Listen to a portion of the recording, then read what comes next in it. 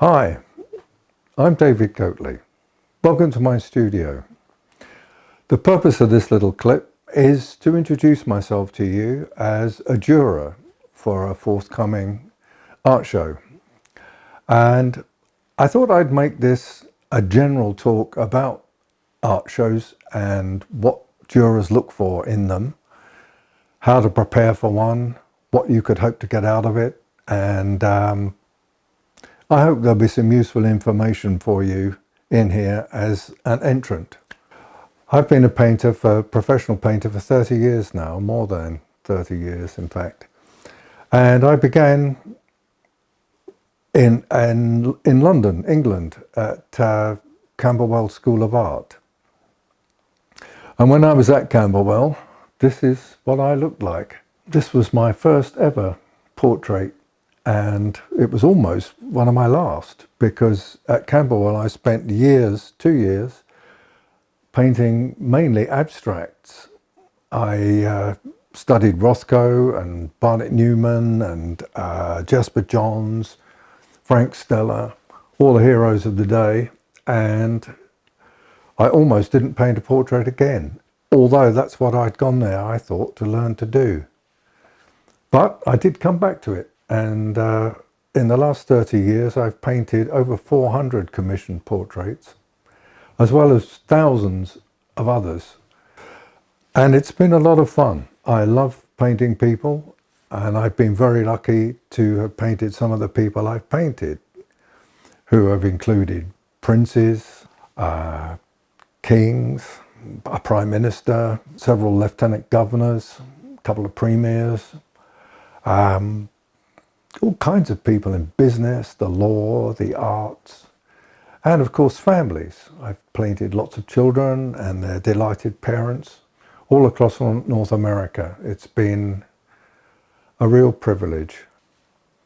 To keep myself fresh, as Sargent used to say, it's always good to get away from painting people once in a while, and so I get outside and paint the landscape. I paint cityscapes. I paint the people and places I encounter on my travels. It's been a varied and interesting career, and I feel very lucky to have enjoyed it. I think it's very important to look at the rules of whatever show you're entering very carefully. Make sure that the piece you're submitting fits the brief and sticks to the rules, because you don't want to just be disqualified because you didn't read a rule book. So be careful of that. So, what am I looking for as a juror when I'm looking at work? Well, I like to be surprised. I like to see ideas I haven't seen before. I like to see subject matter I haven't seen before. I like to be impressed. Everybody does. And sometimes I'm impressed by the thought behind something as much as the way it's executed. Obviously, technical ability counts for quite a lot. If something's really well done, then one's drawn to it.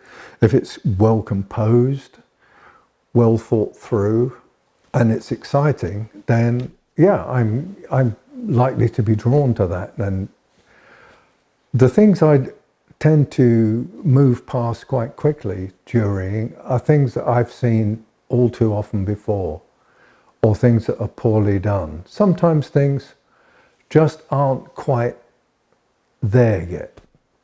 People, you can see that someone has really tried, but they've still got a little way to go. They've still got a bit to learn. And you think, well, maybe next time, but not this time. Because I think that the purpose of a show is to encourage excellence and to encourage and reward creativity. So I like to have in a show things that everybody will enjoy, I hope, and learn from. So I don't think it is a great idea to include in shows things that are weak or poorly executed, because they're not instructive to anyone. They're not as enjoyable. I don't think it's as productive. I think a show should be there to lift all of us, to lift the standard. I mean, the shows I get rejected from, when I look at the work that made it into them, I think, man, I wish I'd done that. Look at that thing, that's fabulous. And I tend to give prizes when I'm jurying to things I feel like that about. You know, if I look at something and think, man, I wish I'd painted that, I'm probably going to give it a prize. It's an enjoyable process, jurying, but it is also difficult because you do have to reject things. You have no choice, because, you know, exhibition spaces are only so big, people only want to see so many pictures, and the standard needs to be, I think, uniformly high. So with a big slate of entries, there's going to be a lot of rejections. Now, if you're one of those rejections, don't feel bad about it. You're one among dozens and dozens who didn't make it in. And it doesn't mean that you're no good. It doesn't mean that you should quit and break your brushes. I mean, I felt like that sometimes. I thought, what's the point of this? I quit. Enough. But it's, you've got to pick yourself back up, try again. Because in the end, you will get there if you learn from what you see that did make it into the show. And we can always all learn. And I think that's probably the main point of doing this, of doing shows.